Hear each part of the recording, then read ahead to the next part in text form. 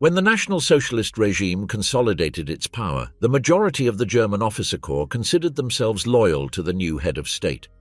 Many shared the rejection of the Treaty of Versailles, the desire to restore military prestige, and the belief that the new government would bring greatness back to the country. Adolf Hitler was seen in those early years as the politician capable of providing funding, armament, and maneuvering room to an armed forces that had felt humiliated since 1918. This alignment of interests allowed for close collaboration between the regime and the military leadership, despite cultural and class suspicions towards the Nazi Party. The rapid rearmament, the remilitarization of the Rhineland, and the first diplomatic victories reinforced the idea that the new course was successful. Many generals believed they could redirect Hitler and use his charisma for traditional strategic objectives, border revision, economic recovery, and the containment of communism. However, as the 1930s progressed, some officers began to perceive that the combination of radical ideology, leader worship, and contempt for international law was pushing Germany toward a war of unpredictable scope. Among the first to be alarmed was Ludwig Beck, chief of the Army General Staff. Starting in 1937, Beck considered the plans for a preventive war against Czechoslovakia and the pace of rearmament strategically unsustainable. He feared that a premature confrontation with the Western powers would lead to a conflict that Germany could not win. His increasingly critical internal memorandums were ignored or downplayed by Hitler's closest circle. The break became irreversible during the Sudeten crisis in 1938. Beck resigned, convinced that the dictator was willing to take risks that no responsible military officer should accept. Meanwhile, within the military intelligence service, another center of opposition was forming. In the Army's counterintelligence office, the Abwehr Colonel Hans Oster began to use his position to build connections between critical officers, skeptical diplomats, and conservative civilian figures. His motives combined moral considerations with strategic calculations about Germany's future. The Abwehr, led by Wilhelm Canaris, became an ambiguous space, officially part of the Reich apparatus but increasingly used as a platform for the exchange of opposing ideas and, at times, to confidentially warn other countries about the aggressiveness of Germany's foreign policy. In the civilian environment, reflective circles were formed that, while not yet centers of armed conspiracy, proposed alternatives for a possible post-Hitler future. The Kreisau Circle, an informal meeting of aristocrats, jurists, intellectuals, and religious figures, began to discuss models for political and social reorganization for a post-Nazi Germany. The Kreisau Circle did not have troops or direct access to the leader, but it offered something that many military officers lacked: a relatively articulated vision of what a state governed by law might look like after the fall of the dictatorship. During the 1938 crisis, a preventive coup was seriously considered. Some officers around Beck and Oster considered the possibility of detaining Hitler if he ordered war against Czechoslovakia and if Britain and France remained firm. The goal was to avoid a widespread conflict, force a leadership change, and open negotiations with the European powers. However, the Munich agreements deactivated the moment. The apparent success of Hitler's pressure strategy weakened the opposition. The population celebrated the result. Many military officers concluded that the dictator knew the limits of his actions, and doubts were interpreted as defeatism. The outbreak of war in 1939 and the rapid victories in Poland, Norway, the Netherlands, and France temporarily strengthened the regime's position. The Wehrmacht seemed invincible, and internal opposition was relegated to the background. Even those who were wary of the brutality of the war in the East, the executions of prisoners, and the crimes against civilians tended to believe that Germany was at the height of its power. Hitler's military prestige peaked after the fall of France in 1940. Any attempt to overthrow him would have been perceived by much of society as treason during a time of success. Still, doubts did not disappear. The invasion of the Soviet Union in 1941 opened up an immense front, which, in the medium term, was unsustainable. As the Eastern Campaign progressed, staff officers and commanders at the front observed the combination of logistical overextension, underestimation of the enemy, and strategic decisions based on ideological rather than military criteria. Criminal orders created moral conflicts for some commanders, and deepened the rift between the Army's traditional professional code and the total war practice promoted by the regime. The decisive turn came with the defeat at Stalingrad in early 1943. The surrender of the Sixth Army not only meant a massive loss of men and material, it had a direct psychological impact on the officer corps. The idea that Hitler's military genius guaranteed victory was severely damaged. Behind closed doors, many generals admitted that the leader systematically refused to allow reasonable tactical retreats, ordered resistance to the last man, and rejected any retreat that could be seen as weakness. Stalingrad was interpreted by the opposition as proof that the course of the war had irreversibly changed. Around the same time, news of the mass crimes against Jews, Soviet prisoners of war, and other minorities affected the moral perception of the regime among certain sectors of the officer corps. It was not a unanimous or general condemnation, but in certain intellectual and religious circles, and among some military jurists, the conviction grew that the state had become a criminal apparatus. This moral dimension added to the strategic calculation. If the war was lost, Germany would face reprisals and occupation. If the regime continued, the human cost would keep rising. Claus von Stauffenberg, Anatomy of a Conspirator. When the various centers of opposition began to realize that only a combination of assassination and coup d'état could bring down the regime, there was still one figure missing who could meet three exceptional conditions: physical access to the dictator, enough military prestige to be heard within the army, and personal determination to carry out the assassination. This figure ultimately materialized in Claus von Stauffenberg, a cavalry officer from the Swabian aristocracy, educated in a conservative Catholic environment and deeply influenced by the tradition of service to the state. Born into a family of former counts and high-ranking officials in the Kingdom of Württemberg, Stauffenberg grew up in an environment where discipline, culture, and a sense of duty were highly valued. As a young man, he developed an interest in poetry, music, and philosophy, and became associated with the circle of the poet Stefan George, whose intellectual elitism and spiritual vision of Germany left a lasting mark on his character. This upbringing instilled in him a blend of nationalism, idealism, and contempt for what he saw as the political mediocrity of the Weimar Republic, without yet turning him into an opponent of the future National Socialist regime. In 1926, he joined the Reichswehr as a cavalry officer. During the years of military limitations imposed by Versailles, being accepted into the small officer corps required strict selection. Stauffenberg quickly distinguished himself for his intelligence, work ethic, and tactical skills. His superiors regarded him as a brilliant officer with a talent for staff work. Like many of his peers, he shared a strong sense of nationalism and sympathized with any political force that promised to restore Germany's dignity and military power, although he did not affiliate with the Nazi Party. The rise of Adolf Hitler to power was not immediately rejected by him. Like other conservative officers, he positively viewed the rearmament, the recovery of national pride, and the apparent political stability after years of crisis.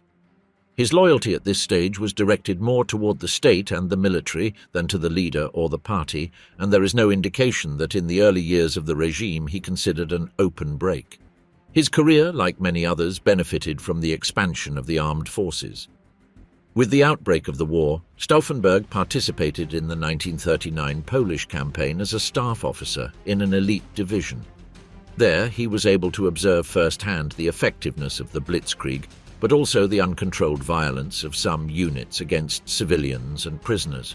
These initial impressions did not yet translate into organized opposition, but they contributed to eroding the idealized image of a war conducted solely according to traditional professional codes. The distance between the theory of military honor and the practice in the occupied territories was beginning to become visible. In 1940, he participated in the French campaign, again in a staff role. The quick victory reinforced the prestige of the army and of Hitler, and many officers, including Stauffenberg, could think that the offensive strategy was bearing fruit.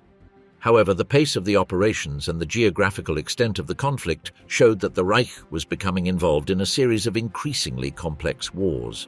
The entry into the Soviet Union in 1941 marked a new phase, in which the war took on an explicitly ideological and racial character. Assigned to armored units, Stauffenberg became aware of the criminal orders accompanying the Eastern Campaign and the actions of the Einsatzgruppen in the rear. The exact degree of detail he knew remains a matter of debate, but it is plausible that he knew, at least in broad terms, that the war was being waged under parameters that violated basic laws of war. This information, coupled with the brutal treatment of the civilian population and Soviet prisoners, began to clash with his ethical and religious convictions. At the end of 1942, he was assigned to North Africa, where he served on the staff of an armored division involved in operations in Tunisia. There he faced a different but equally revealing reality: higher orders that ignored the actual logistical situation, insistence on impossible resistances, and a growing gap between the perception of the commanders on the ground and the decisions made in the headquarters far from the front. Erwin Rommel's figure had symbolized for a time the clean and chivalrous war in the desert, but the evolution of the campaign showed Stauffenberg that, even in that theater, strategic leadership from the top of the regime was erratic. On April 7, 1943, while traveling with a column of vehicles in Tunisia, his unit was attacked by Allied aviation. The car he was traveling in was severely damaged. Stauffenberg suffered very severe injuries. He lost his left eye, his right hand, and 2 fingers of his left hand, in addition to multiple injuries to his body. The severity of the wounds forced a long recovery in military hospitals in Germany. This ended his career as a combat officer forever, but paradoxically, it brought him closer to the political military center of the Reich. During his recovery, Stauffenberg received several decorations for his service and became a symbol of the sacrifice of the German soldier. Images of the severely mutilated officer still willing to serve were useful for propaganda. However, his personal situation allowed him to distance himself from the front and reflect on the course of the war and the nature of the regime. He had time to read, to converse with family and friends who were equally critical, and to re-evaluate the responsibility of the military leadership in relation to Hitler's decisions. His family played an important role in this process. His brother Berthold maintained contacts with intellectual and legal opposition circles, and shared the concern about the regime's crimes and the political disaster Germany was heading toward. Through him and other intermediaries, Klaus was introduced to networks of officers and civilians who had been discussing the possibility of a coup for years. This involvement was not immediate. It was a gradual process in which Stauffenberg moved from private criticism to the conviction that direct action was inevitable. Meanwhile, among the military opponents, the impression arose that they needed a figure who could combine personal determination, organizational energy, and access to the highest levels of command. Retired generals like Ludwig Beck provided moral authority, but lacked operational positions within the military apparatus. Officers like Hans Oster or Wilhelm Canaris controlled intelligence networks, but not the replacement troops within the Reich. There was a need for someone who could bring together several of these qualities. In 1943, Stauffenberg began making contact with the conspiratorial core from the Eastern Front, especially with Henning von Tresckow, who had already tried unsuccessfully to assassinate Hitler during visits to the headquarters of Army Group Center. Conversations with Tresckow were decisive. He not only conveyed concrete information about the crimes in the East, but also the idea that the assassination of the dictator was an unavoidable moral and political obligation. According to this approach, it was not enough to replace the Nazi leadership. It was essential to demonstrate to the world that it had been Germans who had tried to stop their own leader. By the end of his convalescence, Stauffenberg was determined not only to support a coup, but to lead it. Unlike other more cautious officers, he was not content with the theoretical preparation of scenarios. He insisted on setting a date, a method, and a chain of command for the day of action. His energetic character and his prestige as a severely wounded officer gave him authority over comrades who might have been torn between passivity and commitment. In the second half of 1943, his return to active service became an unexpected opportunity for the conspiracy. He was assigned to the Army High Command in Berlin in functions related to the organization and equipment of replacement units. This position, initially a recognition of his career, placed him near the bureaucratic heart of the replacement army, the instrument intended to respond to internal emergencies. Rewriting the system, the Valkyrie plan transforms into a coup d'etat. When Stauffenberg began studying the orders of the reserve army in detail, he realized that he was facing something more than just a set of administrative instructions.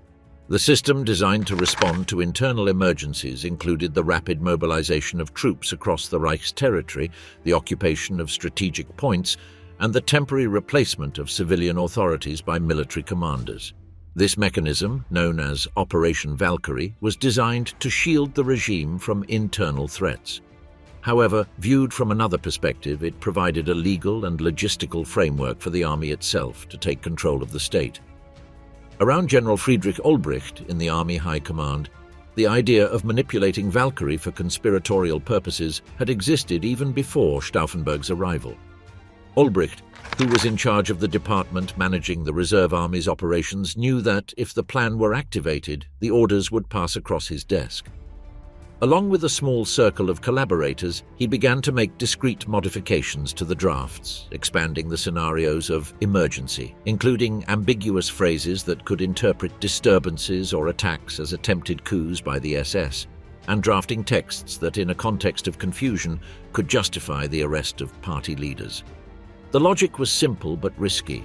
If Hitler died suddenly, there would inevitably be a power vacuum and a struggle for succession among the party apparatus, the SS, and the military.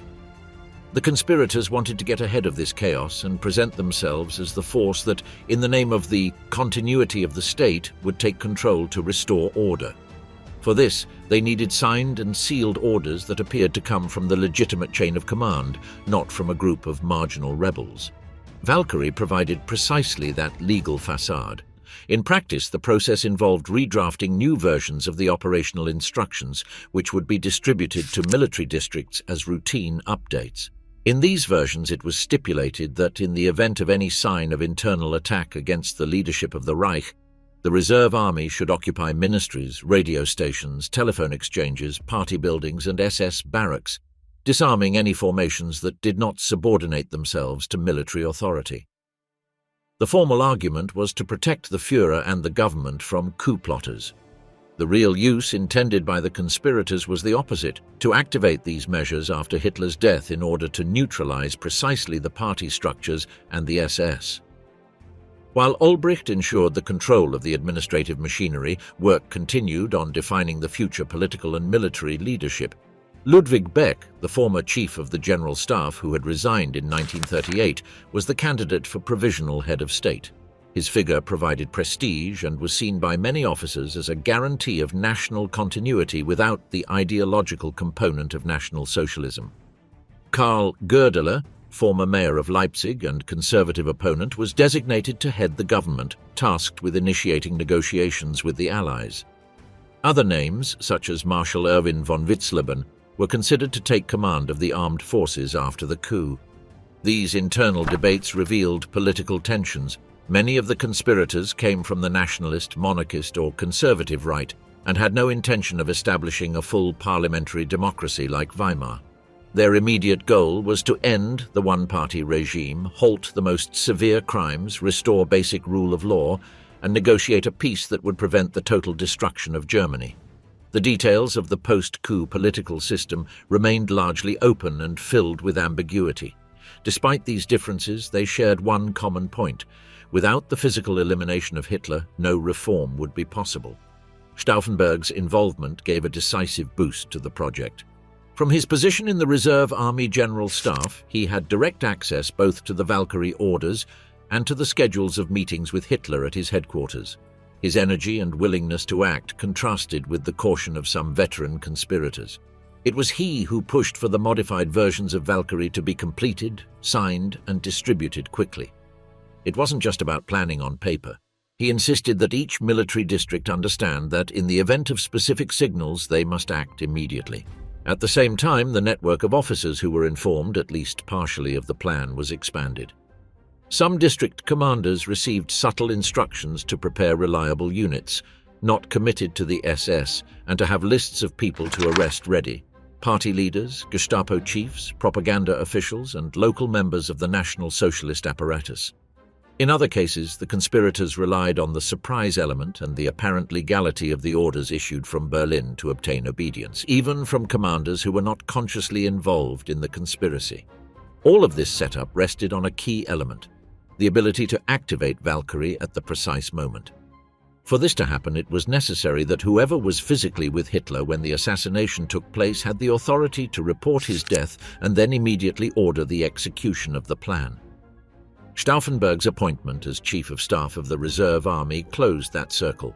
From this position, shared with the commander of the Reserve Army, Friedrich Fromm, he could sign and transmit mobilization orders to the military districts on behalf of the High Command.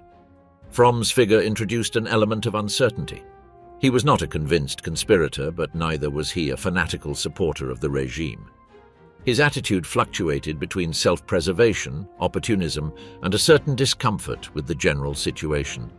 The opposition expected that if the coup seemed to be progressing well, Fromm would join in to avoid being left out. If he sensed it was failing, he might try to distance himself and protect himself. Therefore, it was essential that the first few hours after the assassination created the impression that the army controlled the situation and that the Valkyrie machinery was functioning flawlessly. As the winter of 1943 to 1944 progressed, the plan became more precise. Contact lists were established, messages to be transmitted to the units were defined, and communications were prepared announcing Hitler's death and accusing the party leadership of attempting to betray the army and the people. The chosen language sought to leverage the still existing respect for the armed forces, presenting them as the saviors of Germany against a small group of party criminals. This narrative was crucial for gaining the support of undecided commanders and the population. The international dimension was also present in the discussions. The conspirators were aware that, even if they succeeded in taking power, the war would not automatically stop. They needed clear political signals to the Western allies, especially to Britain and the United States, indicating their willingness to negotiate. However, they lacked guarantees that these powers would offer anything other than the unconditional surrender they had proclaimed.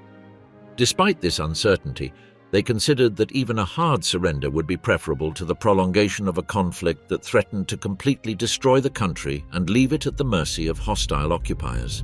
Failed attempts and countdown, the spring of 1944.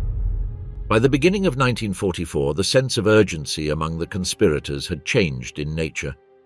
It was no longer just about preventing a future catastrophe. For many, the catastrophe had already been unleashed. The Eastern Front was absorbing unlimited resources, Allied bombings were destroying cities, and the prospect of a Western European invasion was just a matter of time. Each passing month made it harder to imagine a negotiated political solution. Under this pressure, the conspiracy ceased to be a network of debates and memorandums and turned into a project for immediate action, which required an executor and a date. In this context, Henning von Trescow's role remained central. In 1943, Tresckow had already attempted to kill Hitler by placing an explosive device on a plane transporting the dictator from the Eastern Front to Germany. The mechanism failed, likely due to the extreme cold in the plane's cargo hold, which prevented the detonator from functioning properly. Despite the failure, that operation had demonstrated two things: that it was possible to get explosives close to Hitler's immediate environment and that, while strict, the leader's security was not infallible. It had also shown the enormous difficulty of coordinating an assassination with a simultaneous coup. Other failed attempts reinforced this perception. Colonel Rudolf Christoph von Gersdorf had volunteered to sacrifice himself by detonating hidden explosives under his uniform during a visit by Hitler to an exhibition of material captured in the war against the Soviet Union.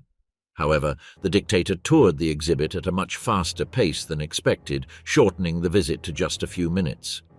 Gersdorf had to deactivate the detonator in a bathroom before time ran out. Episodes like this highlighted how much the element of chance could frustrate carefully prepared plans. At the end of 1943 and the beginning of 1944, other alternatives were studied based on military material demonstrations at the Führer's headquarters. Officers like Axel von dem Busche and Ewald Heinrich von Kleist-Schmenzin volunteered to detonate explosives hidden during presentations of new uniforms or equipment to Hitler. In both cases, the plans were thwarted by external circumstances: bombings that destroyed the models to be displayed, last-minute schedule changes, and cancellations of the demonstrations. The accumulation of failed attempts generated frustration but also provided experience on what was feasible and what was not. While these projects collapsed, Stauffenberg's position within the military apparatus was consolidating. His appointment as Chief of Staff of the Reserve Army, under the nominal authority of Friedrich Fromm, placed him at the center of the device that was supposed to execute Operation Valkyrie. Moreover, this position gave him regular access to situation meetings with Hitler, first at the Berghof in Bavaria and later at the Wolf's Lair headquarters in East Prussia. This combination made him the most logical candidate to carry out the assassination. The technical problem was not insignificant. Due to his injuries, Stauffenberg only retained 2 fingers on his left hand and lacked his right hand. Activating a pencil-type detonator, inserting the charge into the briefcase, and closing it without raising suspicion required a skill that, in his case, had to be carefully practiced. The conspirators had British plastic explosives, which were easy to conceal and highly potent, as well as chemical fuses with adjustable delays. Stauffenberg repeatedly practiced handling the mechanism with the help of his assistant, who had to assist him with tasks he could not perform alone. Beyond the technical aspects, there was a strategic debate. Was it enough to kill Hitler, or was it essential to simultaneously eliminate Himmler and Göring? Some conspirators insisted that if these two remained alive, they could claim the succession, reorganize the loyal forces, and foil the coup. The requirement that all 3 be in the same place greatly restricted the opportunities. In practice, it was rare for all 3 to be present at the same situation briefing. This condition, useful in theory, became an almost insurmountable obstacle when the time came to act. The spring of 1944 was marked by the expectation of the Allied invasion in Western Europe. The conspirators interpreted that once the Allies opened a second front in France, any margin for negotiation would be minimized. The idea that Germany could present itself to them as a country that had overthrown its own dictator would carry more weight if the coup occurred before or immediately after a major Allied offensive. However, this window of opportunity narrowed as the military situation worsened. In June, the Normandy landings confirmed the predictions. The war entered an openly defensive phase for Germany in the west, while Soviet offensives gained momentum in the east. For the conspirators, the need to act ceased to be a matter of political calculation and became a matter of honor and national survival. Stauffenberg, in particular, insisted that it was no longer possible to delay the assassination in hopes of perfect conditions that would likely never come. His first trip to the Wolf's Lair as a representative of the reserve army offered him a potential opportunity. He carried with him a briefcase in which he could hide the explosive charge. The plan was to activate the detonator shortly before the meeting, place the briefcase near Hitler, and leave the room with some excuse. However, the combination of lack of time, environmental surveillance, and practical problems with arming the second charge led him to back out at the last moment. The assassination was not carried out. For some of his comrades, the postponement was seen as a necessary display of prudence. For others, it was a dangerous sign that the decision could continue to be postponed indefinitely. Soon after, a second opportunity arose, linked to another visit by Hitler to the headquarters of the Western Front, where he was meeting with commanders like Günther von Kluge. Again, the configuration of the room, the unexpectedly brief duration of the meeting, and the absence of Himmler led Stauffenberg to refrain from activating the bomb. Each aborted attempt increased the risk of leaks and of the regime's security services detecting unusual behavior among the conspirators. Nevertheless, these failed trials served a purpose. They allowed for close observation of security routines, the physical arrangement of the conference rooms, access controls, and the immediate environment's reaction to any irregularity. Stauffenberg and his collaborators took note of seemingly minor details: the habit of some officers to always sit in the same place, the proximity of the dictator to the map table, the presence of open or closed windows depending on the season. All these factors would influence the effectiveness of a detonation. The doubts about waiting for Himmler and Göring to be present began to give way to a more radical conclusion. Killing Hitler was the central objective, even if his main collaborators survived. The argument was that the regime's charismatic and political authority was so concentrated in his person that without him, the entire structure would suffer an immediate collapse. Internal struggles among potential successors, combined with the activation of Valkyrie and the occupation of power centers by the reserve army, could be enough to tip the balance in favor of the coup. In July 1944, the countdown accelerated. The fronts were collapsing, the news from the east and the west grew increasingly worrying, and many officers' confidence in the regime's strategic direction had eroded significantly. Stauffenberg managed to have his presence in meetings with Hitler accepted almost as routine, under the pretext of providing updates on the situation and deployment of the reserve army. Each trip to the Wolf's Lair was a new opportunity that could turn into the definitive one. Morning at the Wolf's Lair, the July 20th, 1944 assassination attempt. On the morning of July 20th, 1944, Klaus von Stauffenberg took off from the Rangsdorf airfield near Berlin, heading towards East Prussia. The flight to Hitler's headquarters, the so-called Wolf's Lair, had become part of a routine that had grown almost habitual in the previous weeks. The Chief of Staff of the Reserve Army would personally report to the Führer about the state of the reserves and troop deployments within the Reich. This appearance of normalcy was crucial to the plan. However, the briefcase he carried was not just a simple document holder. The Wolf's Lair was a heavily secured complex surrounded by forests, barbed wire, minefields, and guard posts. It was divided into several restricted access zones with concrete bunkers for main meetings and wooden barracks for auxiliary uses. Stauffenberg and his assistant, Werner von Haeften, had authorized access but were still subject to checks. Upon landing at the nearby airfield, they were picked up by a military vehicle which took them inside the complex, passing through the various security rings. One of the key elements that morning was the decision, made for practical reasons, to change the location of the daily conference. The situation briefing had been scheduled to take place in a closed bunker as usual. However, the summer heat and the need for ventilation led the headquarters staff to move the meeting to a wooden barracks with large windows located within the same complex. This change, unrelated to the conspiracy, decisively altered the effects the explosion would have. Before the meeting, Stauffenberg needed to arm the explosive charge. To do so, he required a few minutes of preparation without any witnesses, which was difficult in such a highly monitored environment. Taking advantage of the excuse to change his shirt and review some documents, he withdrew to a small room nearby, accompanied by von Haeften. There, with great physical difficulty, he proceeded to insert the pen-type fuse into the block of plastic explosives. The detonator worked through a chemical reaction, which, once activated, required about 10 minutes to trigger the charge.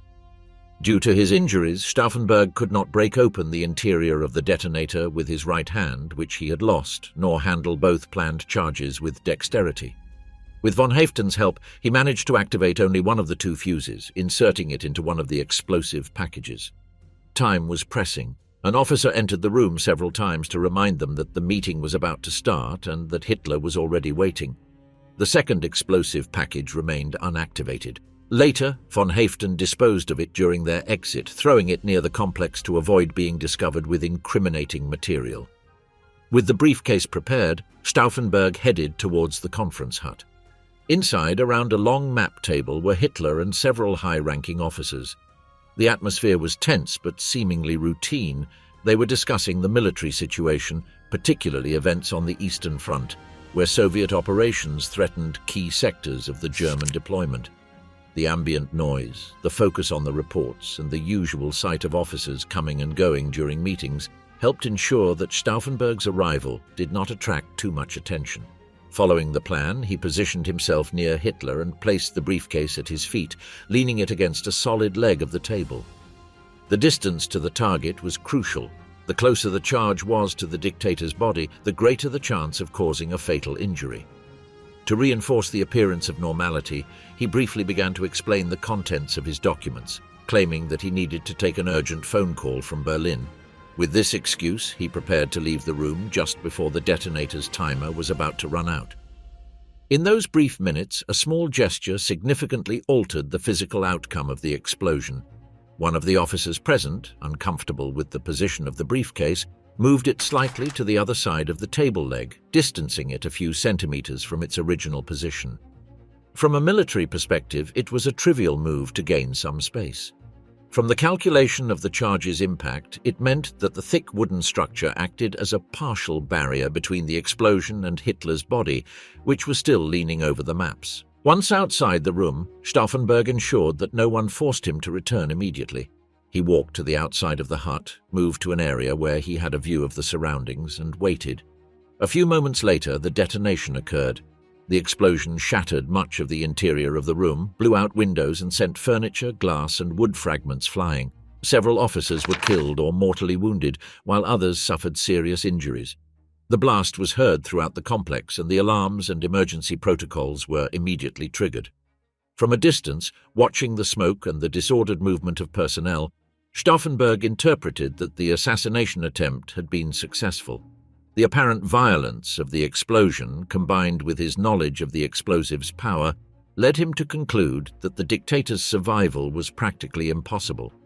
Without waiting for detailed confirmations, he moved on to the next phase of the plan, leaving the Wolfschanze, exiting the controlled area, and returning to Berlin as quickly as possible to activate Operation Valkyrie. The reaction inside the room after the explosion was chaotic but relatively swift. Hitler survived with injuries to his right arm, superficial burns, damage to his eardrum, and contusions partly thanks to the table leg and the structure of the hut, which allowed the blast wave to dissipate partially toward the outside. The dictator was evacuated, treated by doctors, and after initial care he tried to resume control of the situation. However, this information did not immediately and clearly reach those outside the direct medical circle. Meanwhile, Stauffenberg and von Haeften were heading to the vehicle that would take them out of the complex. Along the way, they had to pass through checkpoints where the confusion caused by the explosion worked in their favor. Stauffenberg's condition as a mutilated officer, his rank, and the authority of his apparent mission contributed to him not being subjected to detailed searches. The story that he had been present at the meeting and had witnessed the explosion reinforced the impression that he was a witness, not a suspect. After leaving the inner area of the Wolfschanze, both arrived at the airfield. Despite the alarm being raised, the decision-making chain at the intermediate levels did not react quickly enough to block all movements. The plane scheduled for their return to Berlin was available. Stauffenberg insisted on the urgency of leaving, claiming the need to personally inform the High Command and the Reserve Army about what had happened. The takeoff was authorized, and the aircraft headed toward the capital. During the flight, Stauffenberg was convinced that he had fulfilled the central part of the plan. Hitler was dead. Late in Berlin, the launch of Valkyrie and the War of Orders. When the plane carrying Klaus von Stauffenberg landed at the Rangsdorf airfield in the early afternoon, the conspiratorial corps in Berlin still had no clear information about the outcome of the assassination attempt. The first messages from the Wolfschanze headquarters were fragmentary and contradictory. Some reports spoke of a devastating explosion with numerous casualties. Others only mentioned a bomb, without detailing the Führer's condition. In this information vacuum, Stauffenberg's word, based on what he had seen and heard when leaving the premises, carried decisive weight. He reiterated that Hitler was dead, or at best mortally wounded. As he drove toward the city center at the Reserve Army High Command headquarters, the Bendler block, the situation swung between expectation and indecision. General Friedrich Olbricht, who was responsible for the mechanics of Operation Valkyrie, was torn between activating the orders immediately or waiting for explicit confirmation. The commander of the Reserve Army, Friedrich Fromm, remained deliberately evasive. Aware that a hasty move would implicate him in case of failure, he preferred to buy time and obtain conclusive proof of Hitler's fate. Meanwhile, at the Wolfschanze, Communications General Erich Feldgiebel had tried to interrupt or hinder the telephone and telegraph lines to the outside in order to delay the spreading of the news that the Führer was still alive. His options were limited. The headquarters communication system had multiple redundancies and did not rely on a single center. Even so, the time he managed to gain was crucial. For several hours, the information reaching Berlin was confusing enough that the conspirators could present their version of events.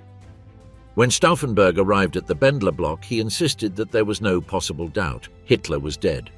His detailed account of the explosion, the appearance of the room, and the visible extent of the damage reinforced his conviction.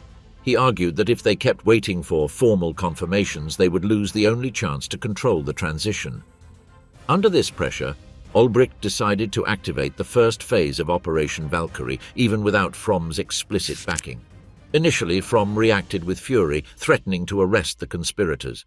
Then, seeing that the orders had already begun to be issued, he opted for an ambiguous retreat, waiting to see which way the balance tipped. From the Reserve Army offices, coded messages began to be sent out to military districts across the Reich. These messages informed that an attempted coup had been carried out by elements of the party, and ordered reserve army units to occupy ministries, radio stations, telephone exchanges, and police headquarters, disarming SS formations and arresting their commanders. The formula presented was the one anticipated in the manipulated versions of Valkyrie. The army appeared as the guarantor of order in the face of a supposed internal conspiracy. In several regions, the orders were obeyed without too many questions. Local commanders, accustomed to following orders from high command without knowing all the details, mobilized units, imposed curfews, and took strategic buildings. In cities like Vienna and Paris, some garrisons proceeded to temporarily arrest party officials and SS representatives, strictly following the instructions received. The legal appearance of the messages contributed to many officers believing they were acting on behalf of legitimate authority. In Rastenburg, however, the situation was evolving in the opposite direction. After the initial medical attention, Adolf Hitler appeared before some of his collaborators to prove that he was still alive. Photographs were taken, statements were drafted, and a radio address was prepared.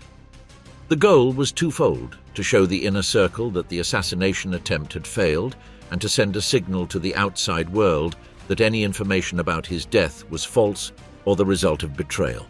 At the same time, orders were given to immediately identify the possible perpetrators, with suspicions quickly falling on the reserve army and the Abwehr.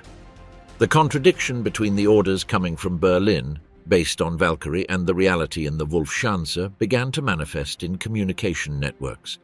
Some regional commanders received instructions from the Bendler bloc that presented the version of an internal coup by the SS. Shortly thereafter, through other channels, they heard reports suggesting that Hitler had survived an assassination attempt and was still in command. This collision of narratives caused doubts and led more than one officer to halt the full execution of the orders while waiting for clarification. In the capital itself, the struggle for control of information took on a particularly intense form. The Minister of Propaganda, Joseph Goebbels, remained at his residence office in central Berlin in close telephone contact with the Wolfschanze. The conspirators had anticipated his early arrest, but the forces sent from the reserve army did not act quickly enough. While instructions were being given at the Bendler bloc and new communications were being prepared, Goebbels maneuvered to maintain control over the radio and press services. Once Valkyrie was activated, reserve army units in Berlin began to deploy. Some government buildings were occupied, security at key points was reinforced, and an attempt was made to control radio stations.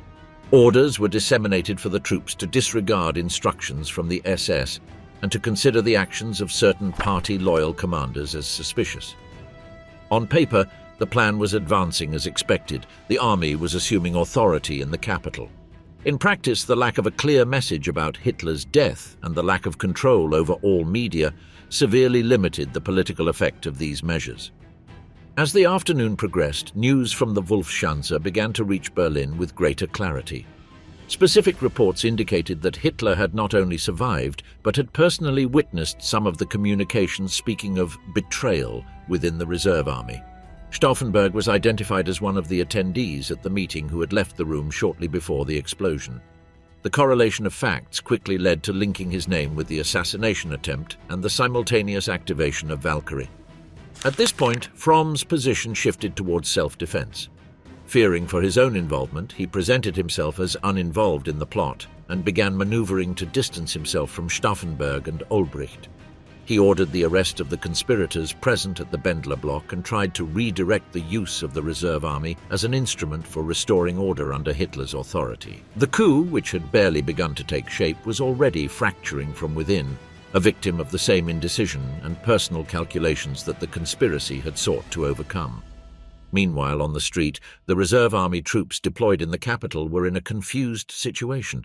On one hand, they received written orders, signed and sealed, instructing them to protect the state from an internal coup by the SS.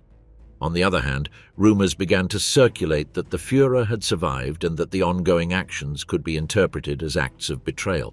The lack of visible leadership and a coherent explanation of what had happened weakened the trust of mid-level commanders in the legitimacy of what they were doing. Goebbels knew how to exploit this crack. Through direct contacts with key officers and using the radio channels he still controlled, he spread the version that a small group of criminals within the army had attempted to assassinate Hitler, but that he had emerged almost unscathed and was still ruling. At the same time, he made sure this information reached an officer who would play a decisive role in the hours to come, Otto Ernst Remer, commander of a guard regiment responsible for internal security in Berlin, who until that point had been following Valkyrie's orders.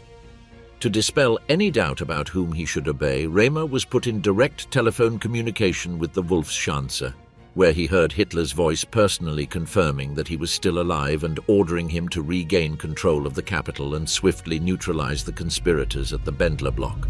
Night of executions, the collapse of the coup at the Bendler block. Remer's first objective was the residence office of the Minister of Propaganda, Joseph Goebbels. According to Valkyrie's initial orders, it was to be placed under military surveillance, and the possibility of detaining him had even been considered. Now the direction of the operation was reversed. Remer personally went there, accompanied by an escort, and met with the minister. Goebbels confirmed that Hitler was still alive, showed him the first prepared statements, and made sure he understood the political dimension of what had happened. A small group of officers had tried to assassinate the Führer and take power, but the leader had survived and ordered the suppression of the rebellion. Convinced that legitimacy lay with the one who still held the head of state's office, Remer reorganized his regiment's deployment. The troops that had occupied key buildings hours earlier, following Valkyrie's orders, received new instructions. They were to withdraw surveillance from the party leaders, return control of the radio and ministries to those loyal to the regime, and concentrate forces around the Bendler block. The core of the conspiracy was thus identified as the main target. Inside the Bendler block, the afternoon passed amidst a mix of frantic activity and growing confusion. Friedrich Olbricht and Klaus von Stauffenberg tried to keep Operation Valkyrie going, issuing new orders and making phone calls to convince indecisive military districts that the army was in control of the situation. Alongside them, figures like Ludwig Beck, Karl Goerdeler, and other civilians and military personnel involved debated the next political steps, still hoping that if control in Berlin was consolidated, the rest of the country would align. The behavior of the commander of the reserve army, Friedrich Fromm, became increasingly erratic. At first, he had tried to maintain a position of waiting, allowing Olbricht and Stauffenberg to act without openly committing. When news of Hitler's survival began to arrive more clearly, he shifted to fearing being associated with the conspiracy. He then tried to distance himself by denouncing the conspirators and demanding the restoration of his full authority over the reserve army. Faced with the threat that Fromm might order arrests against them, the conspirators decided to arrest him in his own office. They stripped him of his command and announced his replacement by General Erich Höppner, an officer previously dismissed by the regime but now effectively reinstated to lead the coup forces. On paper, the reserve army was now under the command of a general committed to the conspiracy. In practice, time was against them, and Höppner's actual ability to impose his authority over confused troops was limited. Outside the Bendler block, the situation quickly tilted in favor of the regime's loyalists. Remer deployed units of his regiment around the government district. The radio was once again firmly under the control of propaganda, and the official version of what had happened began to spread. Hitler had survived a cowardly assassination attempt carried out by a small group of traitorous officers. The government remained intact, and all troops were ordered to suppress any attempt at uprising. As this message reached the military districts, many commanders who had initially followed Valkyrie's orders began to reverse movements, release prisoners, and even arrest those who had transmitted the coup's instructions to them. Inside the Bendler block, news of the situation's turn arrived in fragments. Interrupted phone calls, reports of units refusing to continue acting, rumors that Remer was already surrounding the complex. Everything indicated that the time for maneuvering was running out. Despite this, Stauffenberg insisted they must persevere. He reminded everyone that many districts had partially carried out the orders, and he trusted that if they held out in Berlin, they could regroup forces loyal to the plan. However, others present began to consider the possibility that the coup had failed irreversibly. As night fell, the siege around the Bendler block became visible. Guard troops, supported by light armored vehicles, took positions on the surrounding streets, cutting off access and establishing checkpoints. The building, which for hours had been the center from which they intended to reorganize the Reich, was now isolated.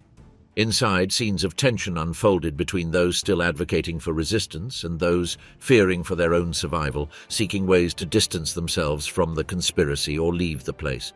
The balance of power broke when some officers, previously passive, decided that loyalty to Hitler must prevail. They re-established contact with Fromm, still held captive, and offered their support to recover command if he acted against the main conspirators.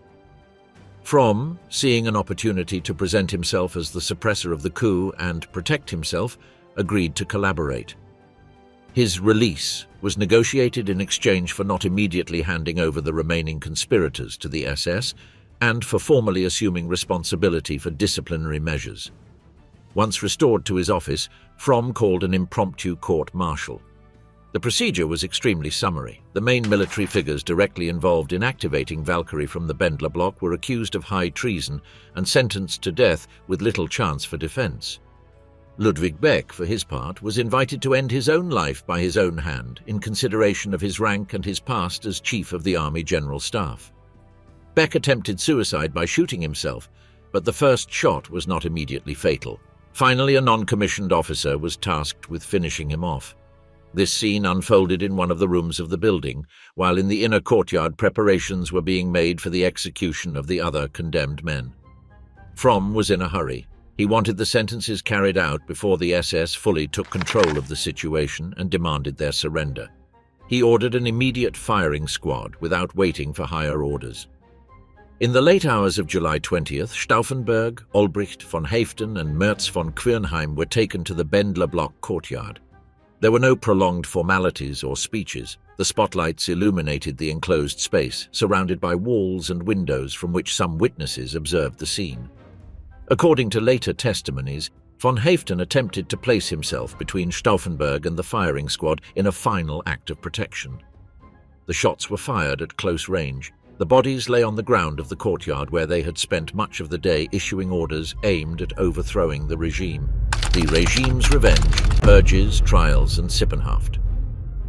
At dawn on July 21, 1944, the Reichsradio reported a cowardly assassination attempt on the life of the Führer, perpetrated by a small group of traitorous officers, presented as isolated and lacking popular support. Behind this propaganda formula, the state's repressive apparatus was set into motion with a scope that contradicted the image of a minor incident. Hitler had decided to use the failure of the coup as a pretext for a systematic purge against any form of opposition, real or potential. The investigation was immediately entrusted to the Gestapo and the party's security service. The first interrogations at the Bendler block and other military headquarters provided names, documents, and leads. Thorough searches of offices, personal files, and residences led to the seizure of diaries, correspondence, and drafts of political plans that revealed a conspiracy far broader than the regime was willing to admit publicly. Among the confiscated papers were references to previous meetings, drafts of government declarations for after the coup, and lists of future ministers and senior officials. Furious at the magnitude of the betrayal, Hitler ordered that repression not be limited to the direct participants in the plot. He invoked and expanded the principle of Sippenhaft, clan responsibility, which allowed for punishing the relatives of the accused for their crimes. Wives, children, parents, and siblings of conspirators were arrested, deported to concentration camps, or placed under close surveillance. Many families were forbidden from using their surname. They were assigned new names to erase any public trace of their connection to the opposition. This extension of punishment was meant to send an unequivocal message. Any act of resistance would endanger not only the individual but also their close family. Simultaneously, the Volksgerichtshof, People's Court, was activated as the central venue for the judicial response. Under the presidency of Roland Freisler, the court had already become a tool of political terror for years, but after July 20th it reached an extreme level of exhibitionism. The proceedings were turned into planned spectacles to humiliate the accused, constantly interrupted by the judges' shouting and sarcasms. The trials were filmed and photographed with the intention of showing the population the supposed moral depravity of the conspirators. The formal charges included high treason, attempted assassination of the head of state, and collaboration with the enemy. The sentences were practically decided in advance. Many of the accused arrived at the court after weeks of interrogations under coercion, beatings, and threats against their families. The defense had little room to maneuver. At times, the lawyers were forced to verbally join in the accusations. The statements of the defendants, when they managed to speak, later provided one of the main sources for reconstructing the motivations and objectives of the conspiracy. The executions were mostly carried out at Plötzensee prison in Berlin and other detention centers in the Reich. At Hitler's behest, some of the condemned were hanged with piano wires, a deliberately degrading form of punishment, as opposed to the traditional firing squad reserved for officers. It was ordered that the deaths be filmed so the dictator could personally witness the result of the sentences. Among the executed were prominent figures such as Beck, Goerdeler, Marshal Erwin von Witzleben, General Erich Hoepner, and many other officers of varying ranks. Not all those involved made it to the courtroom alive. Henning von Tresckow, stationed on the Eastern Front, chose to commit suicide on July 21, 1944, by detonating a grenade while in the field. His death was officially presented as a consequence of fighting the enemy, and his participation in the plot was not made public immediately. Other conspirators took similar paths, preferring to take their own lives rather than face the humiliation of the People's Court and potential reprisals against their loved ones. The repression also extended to the Abwehr, German military intelligence. Wilhelm Canaris, its chief, had already been relieved of command months earlier due to suspicions of disloyalty. Now, the investigation of his personal files and the organization's documents revealed the depth of the opposition activities within the intelligence service. His diaries, notes, and memoranda showed a prolonged history of discreet sabotage against some of the regime's policies and contacts with critical circles, both inside and outside Germany. Based on these findings, Canaris was arrested and transferred to various detention centers before finally being executed in April 1945 at the Flossenbürg concentration camp. The dismantling of the Abwehr was accompanied by the absorption of its functions by the SS apparatus, particularly by the Security Service, SD. This restructuring strengthened the party's direct control over intelligence and security tasks, further reducing the spaces of autonomy within the armed forces. Officers who had worked for years in environments where certain discrete resistances were still possible found themselves subjected to much stricter surveillance. The Gestapo used the information obtained from interrogations and the documents seized to build a network of contacts that extended across much of the Reich's territory and into various social sectors. Arrests followed of members of the Kreisauer Kreis, Protestant pastors, Catholic priests linked to the opposition, and officials who had served as intermediaries in communications between civilians and the military. Although not all had played a direct role in preparing the assassination attempt, the regime considered them part of the same subversive network and treated them accordingly. From act of treason to moral symbol, the legacy and memory of Valkyrie. When the Third Reich collapsed in the spring of 1945, most of the key figures in the July 20th conspiracy had been executed or had died on the front lines or in prison. The proceedings of the Volksgerichtshof and the executions at Plötzensee and other centers left behind hundreds of files, court records, photographs, and interrogation notes. Some of these documents were destroyed in the final months of the war, but others were left abandoned in archives, ministries, and barracks occupied by the Allies, becoming the basis for the first reconstructions of the plot. At the Nuremberg trials, the figure of the July 20th conspirators was present but did not occupy a central position. Some high-ranking Nazis attempted to present themselves as late sympathizers of the military opposition or as individuals who had known about the plot without reporting it, thus seeking to improve their position before the judges.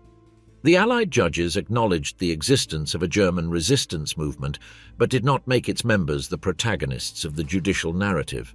The main focus remained on war crimes, crimes against humanity, and the responsibility of the regime's leadership, rather than on the detailed examination of those who had tried to bring it down from within. In the immediate post-war period, the memory of July 20th became trapped between various tensions. Part of the German population, still marked by propaganda that had presented the conspirators as traitors, remained wary of them. Many veterans of the Wehrmacht considered that a coup during wartime, even if directed against Hitler, was an act of disloyalty toward the soldiers at the front. For others, however, The plot became proof that not all Germans had followed the regime until the end, an important argument when attempting to rebuild a national identity after the defeat. With the division of the country, the interpretation of July 20th diverged. In the Federal Republic of Germany, the debate centered for years on whether those officers, mostly conservative and nationalistic, could be considered moral examples for a state that claimed to be based on parliamentary democracy. Part of the political spectrum viewed them as men who reacted too late and, in many cases, had previously participated in the regime's aggressive campaigns. Another part insisted that their final decision to conspire against Hitler, though delayed, carried symbolic weight that deserved recognition.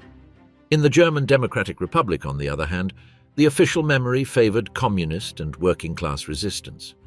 The conspiracy by high-ranking officers was presented as a reactionary attempt to save the German state from total defeat, rather than a genuine effort to overthrow National Socialism.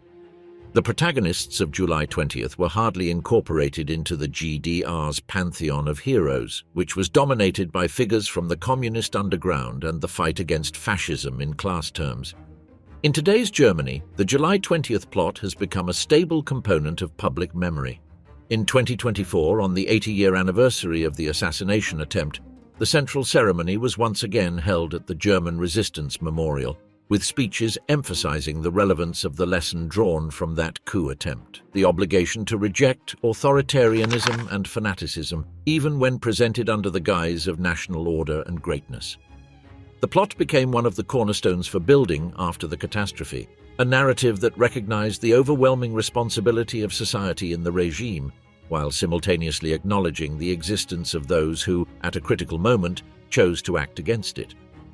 Every July 20th, in the courtyard of the former Bendler block, the echo of official speeches returns to the same names that, on a night in 1944, fell there to a firing squad.